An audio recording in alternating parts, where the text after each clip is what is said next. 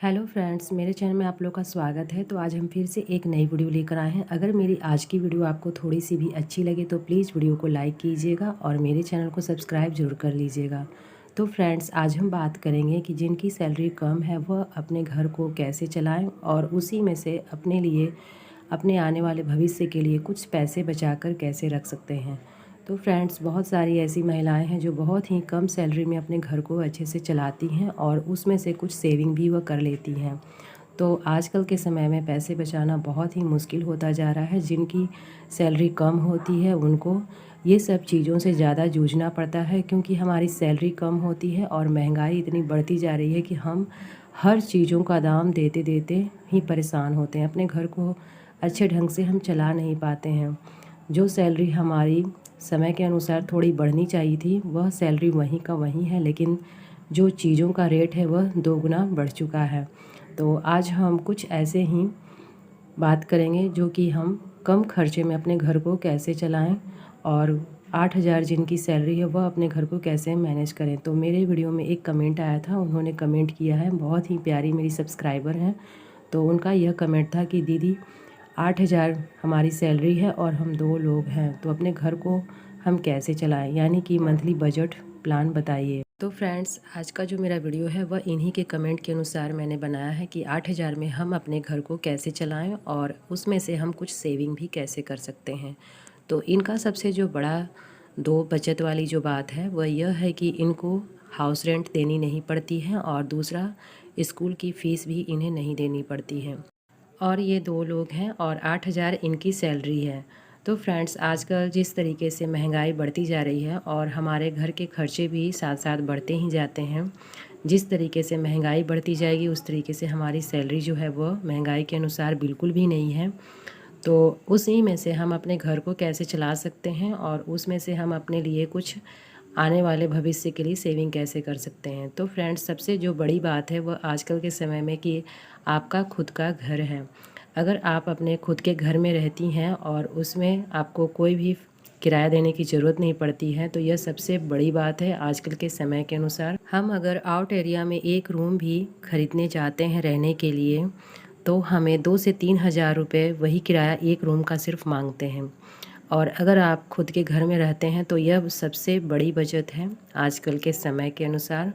और दूसरी बात है, आपको बच्चों लोग की अभी फ़ीस देनी नहीं पड़ती है, तो यह भी जो है आजकल के समय में बहुत बड़ी बचत है, क्योंकि स्कूल की फ़ीस जितने भी प्राइवेट स्कूल हैं उनकी फ़ीस इतनी ज़्यादा है कि जो भी कम सैलरी वाले, जैसे कि 8-10 हज़ार रुपये, 15,000 रुपये जो कमाने वाले लोग हैं, वह स्कूल की फ़ीस नहीं दे पाते हैं। और जिसका कारण यह होता है कि बच्चों लोग को लास्ट में सरकारी स्कूल में हम एडमिशन करवाने की सोचते हैं। तो फ्रेंड्स, जो भी प्राइवेट स्कूल है, तो मेरी उनसे रिक्वेस्ट है कि कम से कम स्कूल की फ़ीस उतना ही रखें जितना कि हम कम सैलरी वाले जो लोग हैं वह कम से कम अपने बच्चों को एक अच्छी शिक्षा दे सकें।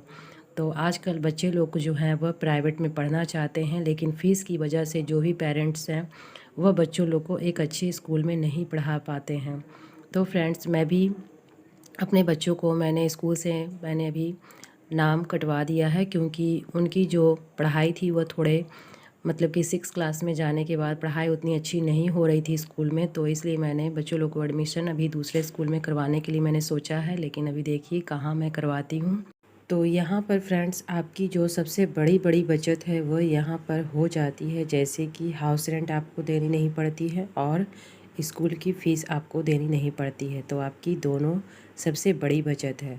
अब रह गई बात घर को मैनेज करने की, तो 8,000 में हम घर को कैसे चलाएं। तो जब आप लोग 2 लोग हैं तो 8,000 में घर चलाना भी बहुत ही आसान हो जाता है। हाँ, थोड़ी सी दिक्कत होगी, क्योंकि ज़्यादा सैलरी ना होने की वजह से हमें थोड़ी सी परेशानी होगी, लेकिन कोई बात नहीं, उसे मैनेज हम कर सकते हैं। तो यहाँ पर देखिए फ्रेंड्स, सबसे पहले मैंने ओम का मंत्र लिखा है और उसके बाद जो आपकी सैलरी है वह मैंने लिखा है, और जो हमारी बेसिक नीड्स होती है जैसे कि रोटी, कपड़ा और मकान, ये तीनों चीज़ हमारे लिए ज़रूरी होती है, तो वह मैंने यहाँ पर लिख कर रखा है। तो इस तरीके से हम यहाँ पर जो हमारी बेसिक नीड है वह हम पहले देख लेंगे, और उसके बाद ही हम अपने सैलरी में से जो हमारी 8,000 सैलरी है उसमें से हम फिर तो यहाँ पर जो बेसिक नीड हो जाती है जैसे कि रोटी, कपड़ा और मकान, तो यहाँ पर हमें रोटी, कपड़ा का ही इस सैलरी में से निकालना है, बाकी मकान का हमें बिल्कुल भी नहीं देना है यहाँ पर। तो मैंने यहाँ पर इस तरीके से नोट डाउन करके रखा है, जो कि मैं आपको आगे दिखाती हूँ। क्योंकि जब हमें यहाँ पर रेंट देने की बात होती तो हमारे लिए यह बहुत बड़ा ही मुश्किल का सामना करना पड़ता, क्योंकि 8,000 में हम घर को ही ठीक ढंग से इस समय नहीं चला सकते हैं, तो रेंट हम कहाँ से दें। और दूसरी बड़ी बात है कि स्कूल की फ़ीस यहाँ पर भी मैंने कट का मार्क लगा दिया है। तो ये दोनों चीज़ें आपको नहीं देनी पड़ती है, जो इस समय के अनुसार सबसे बड़ी बचत है। तो यहाँ पर मैंने सबसे पहले रेंट रखा था, क्योंकि हम अपने घर को किसी तरह से भी चला सकते हैं, लेकिन सबसे पहले जब हम किराए के मकान में रहते हैं तो रेंट जो है वो हमारी सबसे बड़ी ज़रूरी चीज़ हो जाती है। क्योंकि जो भी मकान मालिक होते हैं वो खाना आप किस तरीके से खाएं या ना खाएं, या आप भूखे हैं, वो नहीं देखते हैं, लेकिन उनको रेंट टाइम पर चाहिए। तो सबसे पहले जो हमारा ज़रूरी था रेंट, तो वो हमारी देने की बिल्कुल भी यहाँ पर ज़रूरत नहीं है, तो मैंने वहाँ पे कट का मार्क लगा दिया है। और दूसरे में मैंने रखा है स्कूल फ़ीस, वो भी हमें देने की ज़रूरत नहीं है, वहाँ पर भी मैंने कट का मार्क लगा के रखा है। और यहाँ पर तीसरे में हमने लिखा है ग्रॉसरी। तो ग्रॉसरी का यहाँ पर मैंने जो खर्च रखा है वो रखा है मैंने यहाँ पर 2,500 रुपये, यानी कि टोटल 2,500 रुपये में हम 2 लोग सारे राशन मंगा सकते हैं। तो यहाँ पर फ्रेंड्स, राशन में सबसे ज़्यादा ज़रूरी चीज़ें जो हैं वह है दाल, चावल, आटा। ये सब जो चीज़ें हैं वह हम इकट्ठा लेकर रख देंगे, ताकि हमें आगे 1 महीने तक कोई भी मतलब कि राशन दोबारा लाने की ज़रूरत नहीं हो। जैसे कि अगर आप 2 लोग हैं तो महीने का कम से कम 10 से 15 केजी लगभग आटा खर्च होगा, या फिर 10 से 15 केजी चावल खर्च होंगे, इससे ज़्यादा तो नहीं हो सकते हैं। और 2 से 3 केजी आप दाल इकट्ठा मंगा के रख लें। और जो सस्ती दालें हैं, जैसे कि मसूर की दाल थोड़ी सस्ती होती है, या फिर मूंग का दाल और अरहर का दाल, ये सब जो दालें हैं वो आप इकट्ठा लेकर रख दें। जैसे कि मसूर की दाल आपने 1 केजी ले ली, तो मसूर की दाल 1 केजी लेने के बाद आप मूंग दाल जो है वो आधा केजी ले लें, अरहर की दाल आप आधा केजी ले लें। इस तरीके से आप, तो जो सस्ती दाल होगी वह हम थोड़ा सा ज़्यादा क्वांटिटी में ख़रीद लेंगे, और जो महंगी दाल होगी वह हम थोड़ा कम ख़रीदेंगे, ताकि हम 1 महीने को अच्छी तरीके से मैनेज कर सकें। और अगर आप सारे दाल को मिक्स करके बनाना चाहती हैं तो तीनों दाल को, जैसे कि मूंग, मसूर और ये अरहर की दाल, तीनों को मिक्स करके आप एक डब्बे में रख सकती हैं। और जब आपको दाल बनाने की ज़रूरत हो तो उसमें से 1 चम्मच, 2 चम्मच, आप जितना आप दाल बनाना चाहती हैं उतना आप निकाल कर इस्तेमाल कर सकती हैं। तो इस तरह से दाल की भी आपकी जो मतलब कि बचत होगी वह अच्छे से होगी। तो राशन में अब यहाँ पर बात करते हैं हम तेल की। तो अगर आप सरसों तेल इस्तेमाल करते हैं तो महीने में 1 से 1.5 केजी से ज़्यादा आपको सरसों तेल का इस्तेमाल नहीं करना चाहिए, क्योंकि इतना तेल 2 लोगों में बहुत ज़्यादा है। तो आप चाहें तो 1 केजी में भी 1 महीने तक सरसों का तेल इस्तेमाल कर सकती हैं। लेकिन अगर आप थोड़ा ज़्यादा तेल इस्तेमाल करती हैं तो 1 से 1.5 केजी से ज़्यादा हमें तेल का इस्तेमाल नहीं करना चाहिए। तो सरसों का तेल इकट्ठा 1 से 1.5 केजी आप तेल मंगा कर रखें। और उसके बाद जो भी मसाले आप ग्रॉसरी में यूज़ करेंगे वो सारे खड़े मसाले यूज़ करें, और छोटा सा आप एक सिलवटा रखें जिससे आप मसाले को पीस कर डालें। तो कोशिश करें कि मसाले भी हम खड़े यूज़ करें, जिससे हमें जो पाउडर लेने में जो ज़्यादा खर्च होता है वह हमें पाउडर में पैसे भी ज़्यादा लगते हैं, और वह एक तो मिलावटी मसाले भी होते हैं। तो अगर हम थोड़ा खड़ा मसाला यूज़ करेंगे तो उसमें हमें बचत भी होगी, और वह हमारा ओरिजिनल मसाला बनकर तैयार होगा। तो यहाँ पर फ्रेंड्स अब हम बात कर लेते हैं मिल्क का, यानी कि दूध का। तो 1,000 यहाँ पर मैंने दूध रखा है, आप चाहें तो इससे ज़्यादा या कम कर सकते हैं। मैंने यहाँ पर टोटल 1,000 दूध का रखा है। उसके बाद फ्रूट्स और वेजिटेबल्स हो गए, तो 1,000 मैंने सब्जियां और फल के लिए रखा है, जो कि 2 लोगों के लिए काफ़ी है। और उसके बाद मैंने यहाँ पर मोबाइल रिचार्ज रखा है, जो कि हमारा दोनों का मोबाइल रिचार्ज, 2 लोग हैं तो दोनों का मोबाइल रिचार्ज होगा। तो हम यहाँ पर 300 रुपये, यानी कि टोटल हमारा 600 रुपये मोबाइल रिचार्ज भी जाता है। उसके बाद आ जाती है इलेक्ट्रिसिटी बिल, जो कि मैंने पर मंथ 500 रुपये रखे हैं। और उसके बाद आता है हमारा ट्रांसपोर्ट चार्ज, जो कि 500 रुपये मैंने रखा है। ज़्यादा कोशिश करें कि हम नज़दीक का जो आना जाना हो वह हम पैदल करें। जब हमें ज़्यादा दूर जाने की ज़रूरत हो तभी हम कोई भी ऑटो या बस की सहारा ले सकते हैं। तो इस तरीके से आप एक कम खर्च में अपने 8,000 सैलरी में से आप इस तरह से बचाकर चल सकते हैं तो आपको बहुत ही आसानी होगी। 500 रुपये मैंने इसलिए रखा कि जब हम नज़दीक जाते हैं तो थोड़ा सा ज़्यादा पैदल चलने की हम कोशिश करें ताकि हमारा शरीर भी, स्वास्थ्य भी अच्छा बना रहे। उसके बाद मेडिसिन में मैंने यहाँ पर 300 रुपये रखा है, क्योंकि हर महीने हमें मेडिसिन की ज़रूरत नहीं पड़ती है और भगवान न करे किसी को ज़रूरत पड़े तो 300 रुपये हम अलग एक्स्ट्रा एक लिफाफे में रख देंगे।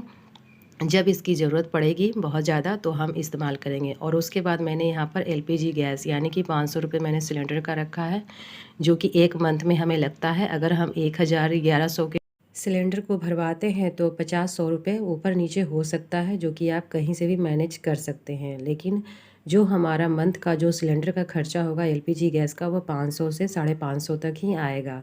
तो यहाँ पर मैंने टोटल 500 रुपये लिखे हैं कि अगर हम एक बार गैस को फिल करवाते हैं तो 2 मंथ आराम से चल सकता है। और यहाँ पर देखिए फ्रेंड्स, टोटल जो हमारा खर्चा होता है वह 6,900 रुपये। तो 8,000 में टोटल हमने घर को चलाया है 6,900 रुपये में, यहाँ पर हम मैनेज करेंगे। और उसके बाद मैंने यहाँ पर 8,000 में से 6,900 रुपये माइनस कर दिया है। तो टोटल हमारे पास यहाँ पर जो बचे हैं पैसे वो 1,100 रुपये बचे हैं। तो यहाँ पर जो हमारे 1,100 रुपये बचे हैं उसका मैं आगे क्या करने वाली हूँ वह मैं आपको बताती हूँ। तो सबसे पहले यहाँ पर फ्रेंड्स हम 500 की आरडी हम यहाँ पर करवा देंगे। जो हमारे पास 1,100 रुपये बचे हैं उसकी हम सबसे पहले यहाँ पर 500 की आरडी करवाएंगे। तो आरडी में आपको 500 रुपये हर मंथ आपको सेव करने होंगे और टोटल जो हमारा 1 साल में सेव होगा वह 6,000 रुपये सेव होगा, जो कि आपको 5 साल में इकट्ठा आपको 30,000 का कुछ इंटरेस्ट के साथ आपको पैसा मिलेगा। तो यह 5 सालों के लिए आरडी होगी, उसमें आप पर मंथ पैसे सेव कर सकते हैं। 500 रुपये, 8,000 की सैलरी है तो आप 500 रुपये सबसे पहले आरडी में निकाल कर रख सकते हैं। उसके बाद फ्रेंड्स, घर में ऐसी छोटी मोटी बहुत सारी खर्चे जो होती हैं वो एक गृहिणियाँ ही जानती हैं, तो उसके लिए आप 600 रुपये अपने पास रखेंगी। कोई भी इमरजेंसी हो या फिर कहीं छोटी मोटी चीज़ें हों जो आपको अलग से एक्स्ट्रा से खर्च करनी पड़ सकती है, तो उसके लिए आप अपने पास एनी टाइम 600 रुपये रखेंगी, जिससे आपका 8,000 में घर को चलाने में बहुत ही आसानी होगी। और यहाँ पर मैं आपसे यही कहूँगी कि अगर मेरी यह जो बजट प्लान है अगर आपको पसंद आए फ्रेंड्स तो प्लीज़ वीडियो को लाइक करिएगा और मेरे चैनल को सब्सक्राइब कीजिएगा। और इसमें से अगर मुझे थोड़ी बहुत इधर उधर बताने में अगर मेरी गलती हुई हो तो उसे भी बताइएगा कि मैंने यहाँ पर कहाँ पर किस तरीके से बताया है और किस जगह पे मेरी क्या छूट गई है। तो जो भी कमी होगी वह मुझे आप सजेशन कर सकते हैं। और यहाँ पर मैंने टोटल आपको 8,000 की बजट प्लान आपको बताया है, जो कि हम 6,900 रुपये में घर को चलाएंगे। उसके बाद हम 500 रुपये हर महीने बचत करेंगे और 600 रुपये अपने पास परमानेंट रखेंगे। जब भी हमें घर में कुछ ऐसी छोटी मोटी खर्चे जो होती हैं वो आएंगी तो हम उन पैसों का इस्तेमाल कर सकते हैं।